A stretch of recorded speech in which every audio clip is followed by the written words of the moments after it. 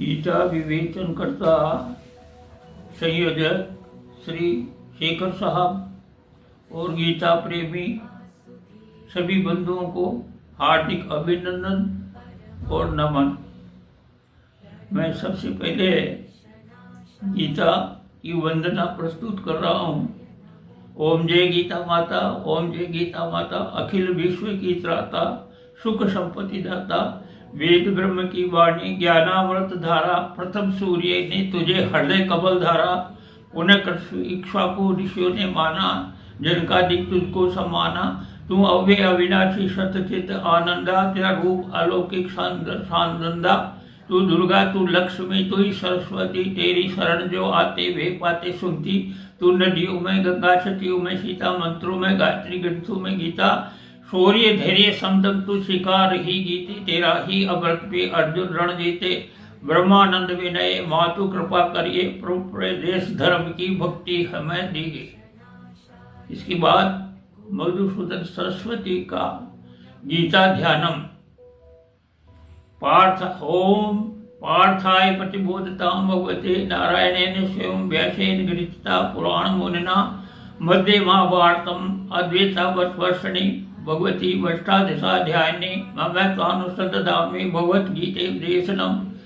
नमोस्ते पार्थाय प्रतिबोधतां भगवते नारायणेन स्वयं व्यासेन गृहीता पुराण मुनिना मध्ये महाभारतम अद्वैतावर्षिणी भगवती अष्टादशाध्यायिनी ममत्वानुसदधामि भगवद्देशनम्।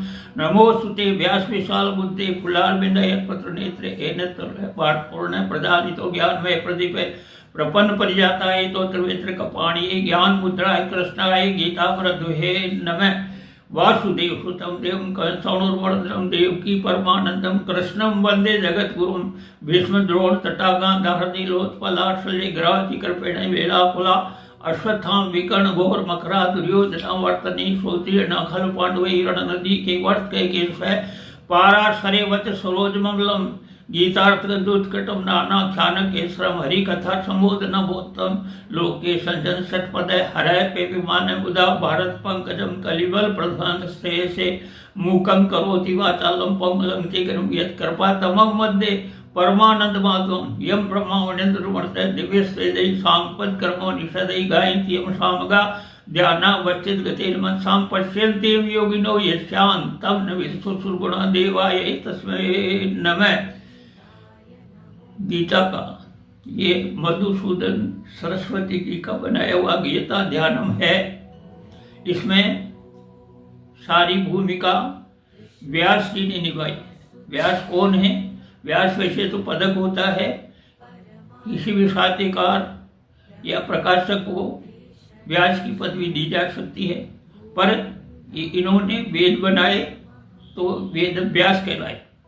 इनके जीवन के बारे में ये बताया गया है कि इनका नाम सांवले होने के कारण से कृष्ण पड़ा और यमुना के एक द्वीप में इनका जन्म हुआ, इसलिए द्वैपायन नाम पड़ा। इनके पिता का नाम महर्षि पाराशर और माता का नाम धीवर कन्या सत्यवती था। सारी भूमिका व्यास जी ने निभाई है। सत्यवती इनकी माता का विवाह हुआ फिर राजा शांतनु से। शांतनु के दो पुत्र हुए, चित्रांगद और विचित्रवीर्य। चित्रांगद युद्ध में मारा गया था और विचित्रवीर्य निसंतान ही मर गया था। उनकी दो विधवाएं थी, अम्बा और अम्बालिका, तो कोई संतान आगे नहीं बढ़ी। इक्ष्वाकु वंश पूरा होता जा रहा था, इसलिए इनकी माता ने इनको कहा कि भाई तुम संतान उत्पन्न करो। तो नियोग विधि से, ये तो ब्रह्म ऋषि थे, लेकिन माता की आज्ञा मान करके नियोग विधि से अम्बालिका और अंबिका और अम्बालिका के दो पुत्र हुए। अंबिका के धृतराष्ट्र हुआ और अम्बालिका के पांडु हुआ। और एक के महल में रहने वाली ब्राह्मण दासी थी, उसके विदुर उत्पन्न किया। ये नियोग प्रणाली से हुआ, ये ऐसा गीता मनीषी बताते हैं। मैं नहीं बता रहा, गीता मनीषी लिखते हैं इस बात को कि इनके द्वारा ही सब काम चला।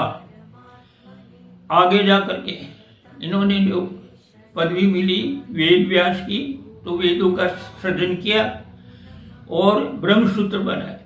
ब्रह्मसूत्र बनाने के बाद भी उनकी व्याख्या के लिए 18 पुराण बनाए। फिर भी साहित्य सर्जन की इनकी इच्छा पूरी नहीं हुई और उन्होंने ये चाहा कि जन जन के हित के लिए आध्यात्मिक कोई ऐसा ग्रंथ हो छोटा जिससे सबको लाभ मिल सके। इसलिए उन्होंने एक ग्रंथ की रचना की जिसका नाम पड़ा महाभारत। उसमें 18 पर्व रखे गए, 1 से लेकर 18 तक। पहला जो पर्व था आदि पर्व था। आदि पर्व में शांतनु की और की सब जीवन की कहानियां आती है, आख्यान आता है। और 18वां पर्व था पर्वतारोहण, जिसमें पांडव द्रौपदी सहित हिमालय में चले गए और उनको स्वर्गाधिक लोगों को चले गए। इस प्रकार बीच में भीष्म पर्व आता है 6 से लेकर 10 तक, जिसमें भीष्म पर्व के 25वें अध्याय से 42वें अध्याय तक गीता का संकलन हुआ। गीता बनाई गई तो उन्होंने 700 श्लोक उसमें से निकाले, क्योंकि महाभारत में 1,00,000 श्लोक बताए जाते हैं और बीच में इनमें जो भीष्म पर्व था, द्रोण पर्व था, कर्ण पर्व था, वात्स्यन पर्व था। इस 6 पर्व थे, 6 से लेकर 10 तक। इसके अंतर्गत ये पांडवों का और कौरवों का युद्ध बताया गया जो 18 दिन तक चला।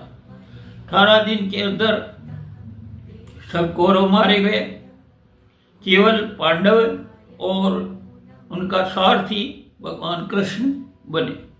वेद बने और ब्रह्मसूत्र बने और ये 18 पुराण बने। उनमें सब में निष्काम कर्म, भक्ति योग और ज्ञान योग का विवेचन किया गया। उसी में से लेकर के इन्होंने गीता में भी इन तीनों को प्रमुखता दी। पहले निष्काम कर्म योग और दूसरा भक्ति योग और तीसरा ज्ञान योग। तो किसी भी योग से अगर कोई चलता है तो वो प्रभु तक पहुंचता है, ये माना जाता है। तीनों अलग अलग हैं पर रास्ते हैं तीनों। तो किसी भी कर्म योग से, निष्काम कर्म योग से, भक्ति योग से, क्योंकि निष्काम कर्म योग में पहले सांख्य योग आ जाता है, जिसमें बताया है कि जायते मृते वावण, जीवन जो आता है वो तो मरने के लिए ही आता है। दृश्य जितना जगत है वो सब नष्ट होने वाला है। और उसके अंदर बताया है कि कर्मण्य एवाधिकार से मां फलेषु कदाचन मां कर्म फल हेतु गुरुमाते संगस्त कर्मणि। दूसरा भक्ति योग के अंदर चतुर्विधा भजन्ते माम जना सुकृतो अर्जन आर्तो जिज्ञासार्थी ज्ञानी च भर्तर्ष वै। इस प्रकार ये भक्ति योग में उन्होंने गीता के अंदर समावेश किया। फिर है ज्ञान योग ऊर्ध मूल बलसाय अश्वत्थ वेयम संधान से प्रणाली, ये सब वेद बताए। इसलिए ज्ञान योग के अंदर 3 षटक बढ़ गए गीता के। 1 से लेकर 6 तक कर्मयोग का रहा और 7 से लेके 12 तक भक्ति योग का रहा और 13 से लेके 18 तक ज्ञान योग का वर्णन हुआ है, जो सब वेदों से और पुराणों से संबंधित है। उनमें वही जो भरा है वो गीता में भी आध्यात्मिक रूप से व्यास जी ने जन जन के भले के लिए, अमीर गरीब के लिए, पुरुष स्त्री के लिए, सबको आध्यात्मिकता का ज्ञान देने के लिए, प्रभु का भजन करने के लिए गीता का सृजन किया। और अब गीता के अंदर ये 3 षटक बनाए हैं, उनमें पहले विषाद योग आता था, उसका निराकरण योग से हुआ।